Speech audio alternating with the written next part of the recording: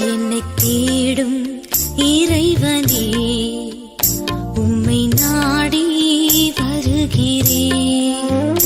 என்னை தேடும் இறைவனே, உம்மை நாடி வருகிறேன். ஜூலை 1ஆம் நாள். இன்றைய தியானத்தின் தலைப்பு கிறிஸ்துவும் தீர்க்க தரிசனங்களும். வாசிக்க வேண்டிய திருமறை பகுதி ஏசாயா 53வது அதிகாரம் முதல் 12 வசனங்கள். கிறிஸ்துவும் தீர்க்க தரிசனங்களும். எங்கள் மூலமாய் கேள்விப்பட்டதை விசுவாசித்தவன் யார்? ஏசாயா 53:1. இவரே மேசியா என்று சுட்டிக்காட்டும் வண்ணம் பழைய ஏற்பாட்டில் நூற்றுக்கணக்கான தீர்க்க தரிசனங்கள் எழுதப்பட்டுள்ளன. அவை ஒவ்வொன்றையும் வாசித்து கிறிஸ்துவோடு ஒப்பிட்டு பார்க்கும்போது அவை நமது விசுவாசத்தை ஆழமாக உறுதிப்படுத்தும் நங்கூரங்களாகின்றன.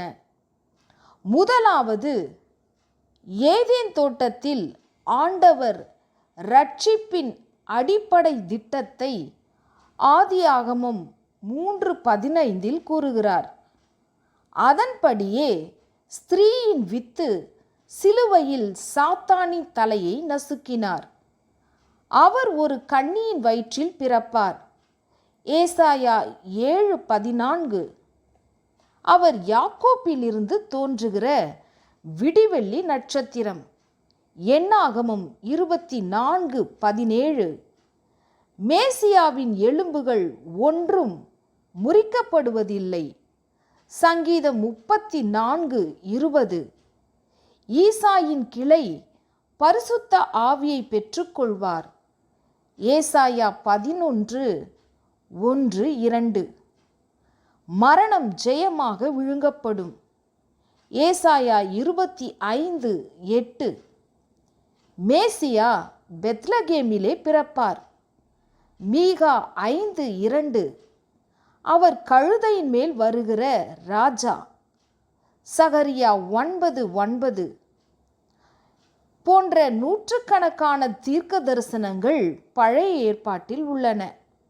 திருமறை ஆராய்ச்சியாளர்கள் அவற்றை பட்டியலிட்டு இயேசு கிறிஸ்துவில் துல்லியமாக நிறைவேறியதை கணித்திருக்கிறார்கள். இவர் மேசியாதானா?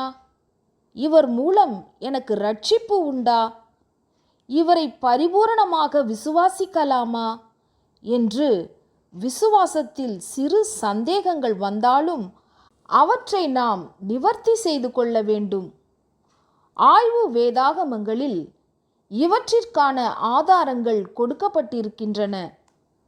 நமக்கு சந்தேகமே இல்லை என்றாலும் கூட பழைய ஏற்பாட்டில் சொல்லப்பட்டுள்ள தீர்க்க தரிசனங்கள் எப்படி புதிய ஏற்பாட்டில் நிறைவேறியுள்ளன என்று நாம் அறிந்து கொண்டால் நம் விசுவாசம் பட்டை தீட்டப்பட்ட வைரக்கல்லாகும். நம் வைராக்கியம் வளரும்.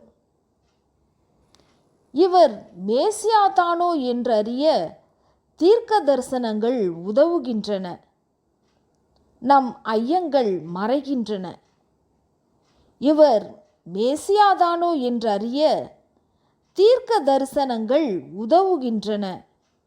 நம் ஐயங்கள் மறைகின்றன. ஜெபம். தேவனே, நீர் தீர்க்க தரிசனங்களின் நிறைவேறுதல் என்பதை புரிந்து கொள்கிறேன். நீர் அதிசயமானவர் என்று ஆராதிக்கிறேன். ஆமேன்.